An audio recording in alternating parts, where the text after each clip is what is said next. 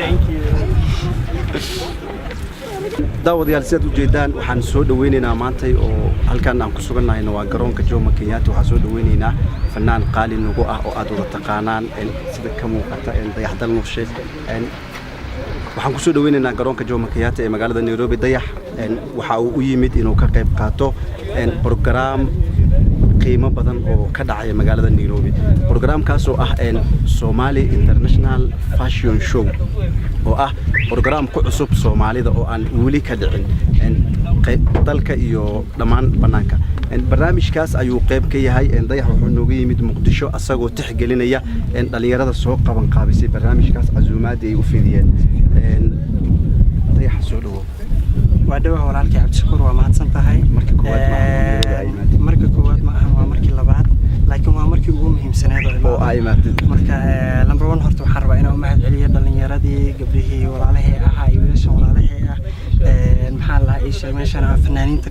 ka marneen actress-ka ka marneen kaamiramanadii ugu qaalisanaa Soomaalida aan ka marneen qaban qaabiyaashii iyo dadkii maskaxda iyo maxaa la isheegay ugu qalbiga wanaagsan aan ka marneen meeshan maanta ku dhan yihiin waqtiga baa yar naga yar wada yaani naga yar dhacay waa u mahad celinayaa waana ka raali gelinayaa daahirna soo yar galay saakeena imaanay galab ay nagu noqotay oo ku faraxsanahay ka soo qayb galka programka Somali International Fashion Show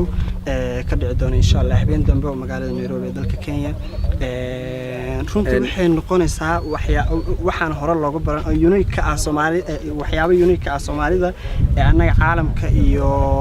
waxyaabo TV aan ka daawi jirno oo aan isdhihi jirno ma la hamin karin suuragalkooda inay dhalinyaro Soomaaliyeed soo qaban qaabiso ee maanta sameeyaan waa wax horumarka kamida waa wax maxaa la ii sheegay kamida inaan Soomaalinimadii iyo inaan nahay dad jira waa wax kamida marka waa ku faraxsanahay imaatinka iyo soo dhaweynta qiimaha iyo qaayaha badan ee ay sameeyeen dayax wuu mahadsan yahay in fanaaniinta kalena waa siinayna laakiin dadka ina daawanaya waxaan u sheegaynaa in habeen damba showga Somali International Fashion uu ka dhacayo hotelka Crown Plaza oo ku yaala wadada Abahil meeshii hore loogu tala galay waa laga bedelay sabab jira awgeed maadaama dad badan ay gateen invitationkii meeshana ay buuxsantay waxaan si gaar ah ugu mahad celinaynaa dhalinyarada soo qaban qaabisay barnaamijka dhamaan Somali International Fashion Show nasiib soo dhawo adigana habeen dambe waxaad ku jirtaa dadka fashion ka qayb qaadanaya fanaaniinta sanadkan ayaga galaayo fashion aw dad kale la raadi jiro oo xayziima ay wax sameeyay warni horta aniga fashion ka qayb gali karaa laakiin dad aan ogahay intaas bay leeyihiin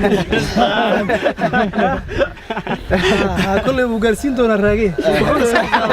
aad baan ugu faraxsanahay my brother the one and only legend dayaxdal nuurshe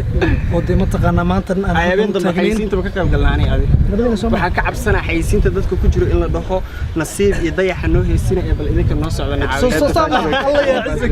عزك dad badan baa isdhibayo lugi gacan ka horeysa laakiin Somali International Fashion Show wallahi waa fashionkii ma taqaanaade ugu horeeyay Soomaali abid ay sameeyso waxna waa iska sameys waxna waa caalami wixii markay caalami yihiin dadka ka dhex muuqda iyo dadka sameynaya iyo aqliyada meesha dhex taala laga fahmaa marka waxa waaye wallahi ana caadi ah bay tahay ka soo qayb galay hadaa dayaxna aad u jeedaan habeen dambe ma taqaanaa waa kala kacsanahay kala yalaab wadaas Yubeysani nasiib waa maasantahay Yubeysani inta u gaarin barnaamijka sidoo kale waxa ka soo qayb galay oo ka qayb qaadanaya madax ka tirsan dalka Kenya dawladda Kenya oo ay Soomaalida ugu horeyso maadaama anaga Soomaali aan nahay waxaan la qabanayo Soomaali loo qabanayo dad badan oo madaxa waliba madaxda ugu muhiimsan dalkan ee Soomaalida ayaa qayb ka noqonaya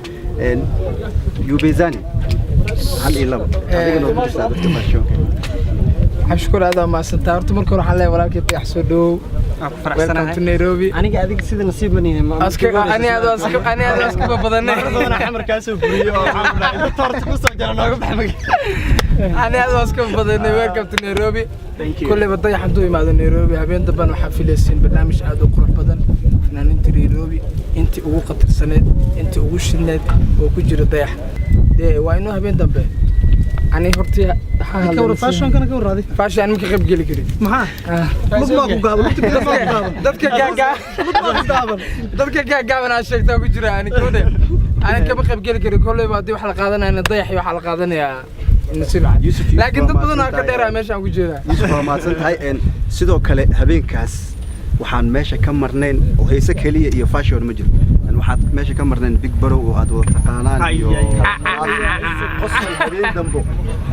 waa loo daadanaa ee xalim dheeray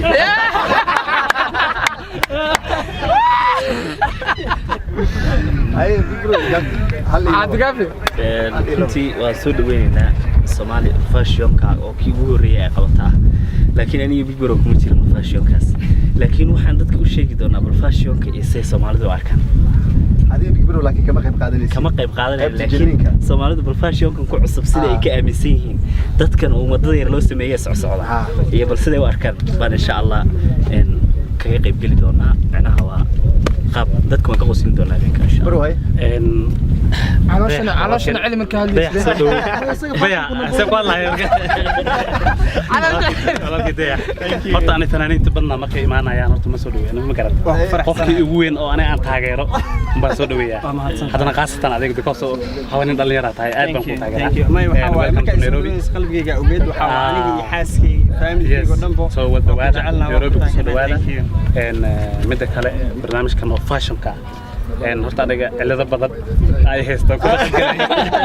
laakiin waxa uu qayb galaya barnaamij maarta waxaan sameeynaa aad u qurux badan yaa arkay yaa maqlay dayaxna sidoo kale heeso oo caadi ahaan uu noo wada